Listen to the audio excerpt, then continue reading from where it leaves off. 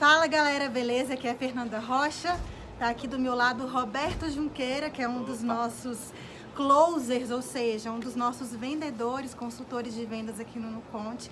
E hoje a gente vai falar de um tema muito interessante, que é a confiança na hora de você apresentar uma proposta de serviços. No caso aqui no Nuconte, nossos clientes são os contadores, mas a gente vai tratar especificamente de como você, contador, pode ter jogo de cintura na hora de lidar com uma situação que pode sair ali um pouco fora de script, como por exemplo, você está ali apresentando a proposta, o empresário às vezes faz uma pergunta que você tem dificuldade de responder, ou então você não se sente confiante o bastante com relação à própria proposta que você montou. Então a gente vai falar sobre esses assuntos aqui, vamos lá?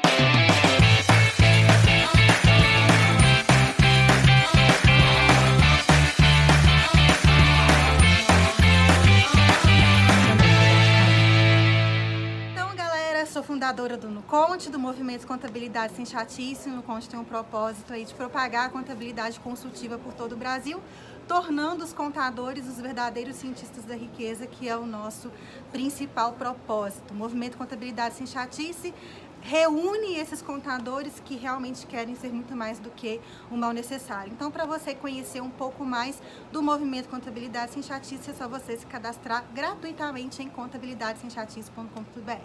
Mas vamos ao que importa, Roberto Junqueira, vulgo Betinho. Diz pra gente, quantas propostas você já fez? Olha, Fê, eu nem sei te falar o certo não, mas já foram muitas, né? Aqui no Nuconte eu tô há mais ou menos uns 2 anos e eu já conversei certamente com mais de 1000 contadores, então foram bastante propostas aí ao longo desse tempo. Mais de 1000 contadores. Então conta um pouquinho da sua rotina, assim, como que você encaixa essa questão da proposta? Você vai apresentar aí a proposta para um contador? Você tem algum tipo de ritual de se preparar? Você se prepara mentalmente? Você já se antecipa a algumas perguntas que porventura o contador possa fazer? Como que é essa sua preparação? Eu acho que em qualquer processo comercial, em qualquer processo de venda que você faz com tantas pessoas, você acaba notando alguns padrões, né? Então, eu acho que ao longo dessa experiência, o que eu pude notar é que a decisão de compra, ela não cabe ao vendedor. Não sou eu que decido o que ele vai comprar, né? Então, se cabe ao cliente, o que eu posso fazer é estudar o máximo possível sobre esse cliente, né? E aí vale tudo, né? Desde entrar no Facebook para ver lá o time que o cara torce, o que ele gosta de escutar de música, enfim, vocês saber com quem você está falando, né? Saber que tem uma pessoa ali do outro lado e que você tem que se comunicar com essa pessoa. Mas engraçado, assim, interessante essa questão de entrar no Facebook, embora você falou brincando, mas eu sei que você faz isso, você realmente entra no Facebook, no LinkedIn da pessoa, até para saber detalhes mais pessoais dela e como que isso pode jogar a favor aí nesse momento de venda. Porque é aquele negócio, né, Fernanda? A gente está vivendo numa época onde tem muita gente oferecendo soluções mirabolantes, softwares, enfim, um monte de soluções bombando toda hora na frente do cliente. Então, eu penso que a pessoa que está negociando comigo, ela não compra o Nuconte. Ela, no final das contas, ela está comprando o meu carisma, está comprando a pessoa que está falando com ela, né? Se ela não se identificar comigo enquanto vendedor, enquanto esse consultor da Nuconte, ela, por mais que ela goste da Nuconte, ela não vai comprar. Então, eu entendo que é uma responsabilidade do vendedor, né? No caso, criar esse rapport, criar essa identificação com o cliente, para quando há essa química, né? Aí sim a negociação ela flui. Legal. E como que você faz para ter mais confiança, né? Afinal de contas, a gente está falando esse vídeo exatamente sobre isso, assim, como que o contador, e aí você pode dar os seus exemplos pessoais mesmo até para servir de inspiração, mas como que a gente pode ter mais confiança nesse momento tão crucial que é o momento de venda? Até porque, assim, coisas fora de script, como eu disse, podem acontecer. Às vezes a pessoa te faz uma pergunta e você se sente um pouco, às vezes você pode se sentir desconfortável. Então, assim, como que você reúne forças para ter confiança e assertividade na hora de apresentar uma proposta? Essa é a primeira pergunta. A segunda pergunta é: como que você tem jogo de cintura para lidar com situações que não são necessariamente as situações que você imagina que saiu conforme o previsto. Às vezes uma pergunta ofensiva, às vezes o contador, no caso, né, tá ali olhando o celular. Então, assim, existem, né, eu imagino que vocês que estão aí assistindo já devem ter feito uma proposta onde a pessoa estava, tipo, olhando no celular e às vezes nem prestando atenção no que você está falando. Como que você lida com esse tipo de coisa? São duas perguntas. Vamos lá, vamos por partes. Né? A primeira pergunta é, você está falando sobre como que eu tenha confiança, como que eu me preparo para poder chegar lá e fazer uma reunião foda com esse cliente. Isso. Bom, eu acho que a primeira pessoa que tem que comprar um no Conte sou eu. Então eu acredito muito no que eu vendo, eu acredito muito que de fato eu posso ajudar muito esse contador. E assim, no caso, o contador que está assistindo a gente, eu acho que ele tem que entender que ele tem esse poder na mão, sabe? Ele tem o poder de fato, ajudar o empresário que ele tá. Ele tem a cura do câncer. Ou seja, você acredita piamente naquilo que você vende. Você tem que comprar o que você está vendendo. Se você não comprar, ninguém vai comprar. Né? Então, você tem que acreditar no que você está vendendo e esse é o primeiro ponto. Né? E estudar muito, saber, ter propriedade do que você está falando, ter autoridade no assunto. Né? Acho que esse é o primeiro ponto.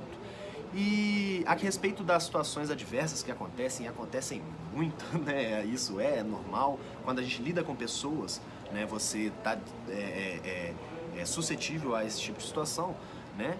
A questão é você se apegar, você não se apegar ao não, né? Você vai escutar muito mais não do que sim, mas se apega ao sim, né? Se você ligou para 10 pessoas e todo mundo falou não, mas teve um cara que falou sim, se apega nele, né? Faça esse sim, te dá energia, te dá motivação para continuar tentando, que eu acho que a resiliência é a qualidade máxima de qualquer pessoa que trabalha na área de vendas. Legal. E essa questão específica que eu citei, vamos supor que você está vendendo para mim, né? E aí eu sou dessas pessoas que não prestam atenção no que está sendo falado e estou aqui mexendo no celular. Ou então, tô, sei lá, olhando no relógio, ou então chegou um funcionário aqui, entregou uma lista de coisas para mim, eu comecei a folhear essas coisas e você tá aqui apresentando a proposta para mim. Então, assim, como que você reagiria nesse caso? E se você puder contar também, às vezes, de alguma situação desconfortável que já aconteceu e como que você saiu dela, assim? Acontece muita coisa no dia a dia aí, né, Fernanda? Se a gente parar pra contar, até Deus duvida. Mas acontece, por exemplo, já aconteceu situações, por exemplo, de cliente pegando o celular, isso é quase toda hora, né? A gente faz muita reunião de videoconferência, então como a gente não tá pessoalmente ali, né, tem muito contador que pega celular, atende telefone sem pedir licença, né? Acontecem algumas situações assim. Mas eu acho que o principal é você não entrar em atrito, sabe? Você não precisa brigar com o cliente. Se você brigar vai ser pior, né? Você não vai conseguir o seu objetivo. Então eu acho que, às vezes numa situação, o cara pegou o celular, não tá prestando atenção, tem gente que fala alto, né? Grita, dá um susto no cliente, mas, faz uma pergunta e fica em silêncio, né? Vai chegar uma hora que ele vai desconfiar. O silêncio é perturbador, né? Mas normalmente é o que faz a pessoa do lado de lá quebrar o silêncio e começar a falar. Eu acho que é sutil, né? É um tapa de luva que você está dando à pessoa, ela percebe que está sendo deselegante, né? E no final, mantenha a compostura, porque você, como eu disse na pergunta anterior, você tem a cura do câncer. Então, vai até o final, confia que você está realmente ajudando, que você tem poder de ajudar e que eu acho que vai dar tudo certo. Poxa, legal demais, Betinho. E assim, eu acho que você falou dicas aí muito boas, até porque, igual, por exemplo, nas minhas palestras, inclusive, é muito comum eu ver as pessoas saindo, dormindo, né? Às vezes mexendo no celular. E assim, a primeira reação que a gente tem é meio ficar puto, né? Dá vontade de xingar, né? Tipo assim, dá vontade de chamar a atenção da pessoa, presta atenção aí, né? Mas assim, né? Não tem como, até porque se você fizer isso, eu acho que você vai mais se desconcentrar. Exato. Vai ser pior pra você do que pra pessoa que você tá chamando a atenção. Então, eu acho que essa dica do Betinho, ela é muito bacana, até porque entender que é normal, sabe? Então, assim, talvez você pense, nossa, ele estava mexendo no celular, então quer dizer que eu não sou bom o suficiente para apresentar uma proposta, aí logo já vem esse sentimento de culpa e até de desconfiança de si próprio, da sua própria capacidade. Tô fazendo uma coisa errada, então assim, entenda, acontece, né? Para uma pessoa que já atendeu mais de 1000 contadores, já passou das mais diversas situações, ainda assim o Betinho tem constante aprendizado e assim, a confiança que ele tem hoje com certeza não é a mesma que você tinha É bem diferente. quando você entrou. Mas então, o que fez você ganhar ao longo desse tempo mais confiança? É a frequência de propostas que você foi tendo e a certeza de que, pô, eu consigo? Eu acho que o segredo todo tá naquilo que eu falei agora há pouco, né? De você se apegar no sim. Né? Então, cada venda que acontece, você se motivar, cada resultado positivo te levar pra frente. Porque, no final das contas, vender é igual andar de bicicleta. Né? Você vai começar devagar, mas depois que você pegou um ritmo que você já caiu o suficiente, você vai conseguir pedalar. Depois de ter ralado o joelho inteiro, né? Exato. E de ter persistido, aí que os sims vão começar a aparecer. Com certeza. Legal.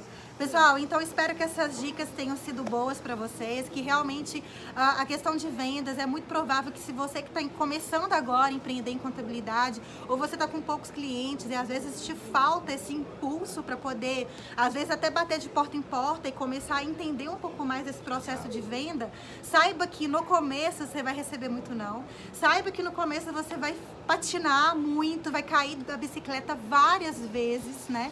Porque é um processo de aprendizado. Então, assim, depois vai receber não de novo. E vai receber não de novo até quando você tiver muito bom, Exato, né? Não quer dizer... certeza. Igual, por exemplo, o Bolt, quantas, né, para ele poder ser o melhor no que ele faz, quantas vezes ele já foi o pior, Exato, né? com certeza. Então, é sempre uma constante melhora, é sempre um processo de aprendizado e todo dia em vendas você tem a possibilidade de se relacionar com uma pessoa e com ela aprender muito. Então, acho que a palavra de relacionamento também ela é muito importante aqui nesse processo de vendas consultivas que a gente tanto defende aqui no Conte, beleza? Então, agradeço vocês. Betinho, você quer deixar aí os seus recados finais? Um salve, contador? Fê, eu acho que o negócio é esse. Vendas, como o Jordão fala, o Jordão que é o cara que você gosta, vendas cura tudo. Cura tudo. E vendas move o mundo, então vamos vender, rapaziada, porque o 2020 já começou e a gente tem tudo pra arrebentar esse ano. Isso aí, tamo junto, galera. Valeu. Até mais, tchau, tchau. Show, Betinho. Fechou? Foi foda. Massa.